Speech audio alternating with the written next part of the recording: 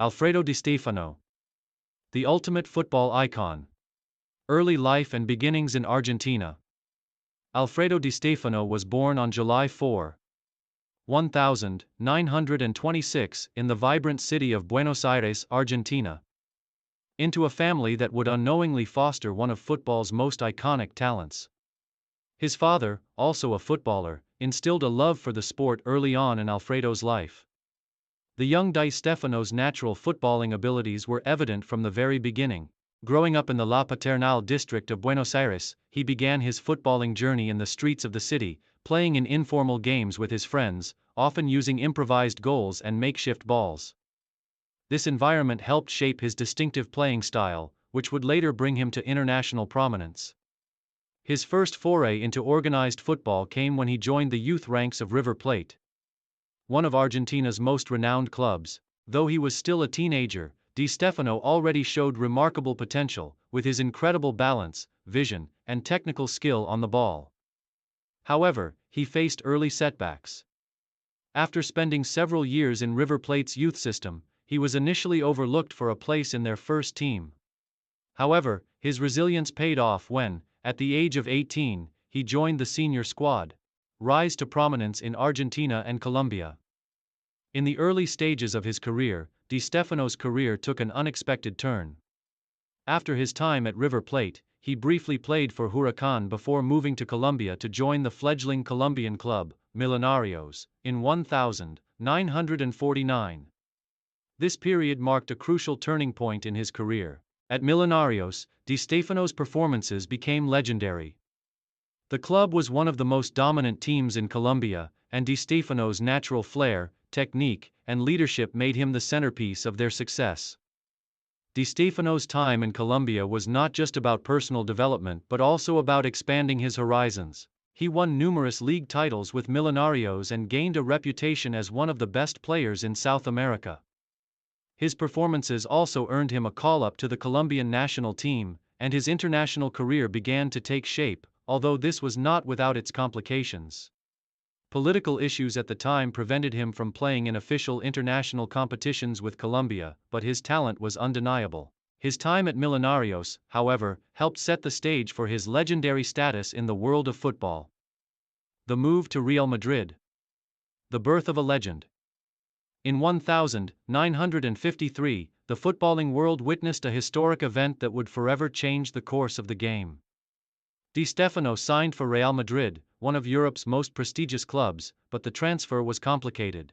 Both Real Madrid and Barcelona were competing to secure his services, and the outcome became a symbol of the fierce rivalry between the two Spanish giants. Despite the complex negotiations, Real Madrid secured Di Stefano's signature, and his arrival at the club marked the beginning of an era of dominance in European football. Under the guidance of legendary coach Luis Carniglia, Di Stéfano quickly adapted to European football and became the focal point of the team's success. His versatility, vision, and work ethic were unparalleled. He could play almost any attacking role, from a deep-lying midfielder to a traditional striker, and was capable of scoring spectacular goals as well as providing key assists. Dominance in Spain and Europe. The golden age of Real Madrid. Di Stefano's impact at Real Madrid was immediate and profound. In his first season, he helped the club win La Liga, and his contributions to the team's success were immeasurable. His performances on the field earned him the nickname Saeta Rubia, the Blonde Arrow, a testament to his lightning pace, incredible skill, and ability to change the course of a game. His leadership and influence on the pitch set him apart from his contemporaries. He wasn't just a player. He was the driving force behind the team's philosophy and attacking approach. Real Madrid's dominance in the European Cup, now known as the UEFA Champions League, is inextricably linked to Di Stéfano. He was central to the club's unprecedented 5 consecutive European Cup titles between 1956 and 1960. His performances in these tournaments, particularly in the 1960 final against Eintracht Frankfurt, where he scored a hat-trick in one of the most spectacular club performances in history, cemented his status as one of the greatest players in the history of football. In that final, Real Madrid triumphed 7-3, and Di Stefano's brilliance on the field left a lasting mark on the European game. During his time at Real Madrid, Di Stéfano helped the club win 8 La Liga titles, and he also lifted multiple Copa del Rey trophies. His relentless work ethic, coupled with his technical mastery, made him a key player in every competition he entered. His influence transcended just statistics.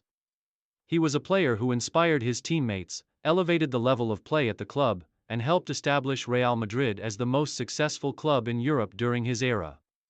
International career. Representing Argentina, Colombia, and Spain.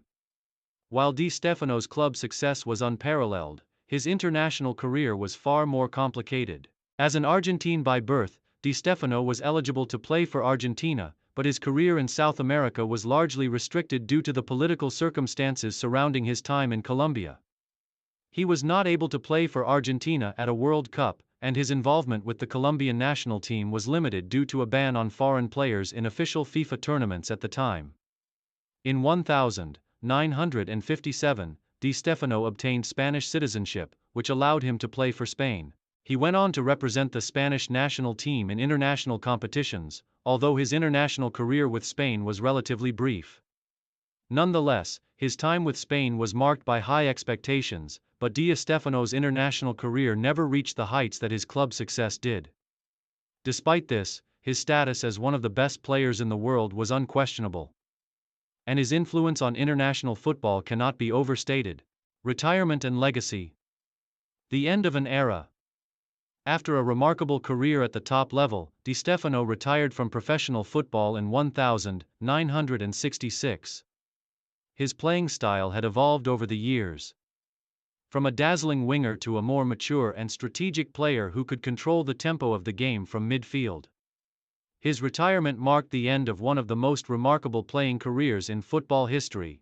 His influence on the game continued off the field, as he went on to coach several clubs, including Boca Juniors and Valencia, although he never replicated the same level of success as a manager. Despite his coaching career not reaching the heights of his playing days, Di Stéfano's legacy remained firmly intact. He continued to be a global ambassador for football, and his name was synonymous with Real Madrid and European footballing dominance. He became a revered figure not just in Spain but throughout the world, with his contributions to the game being celebrated by generations of football fans.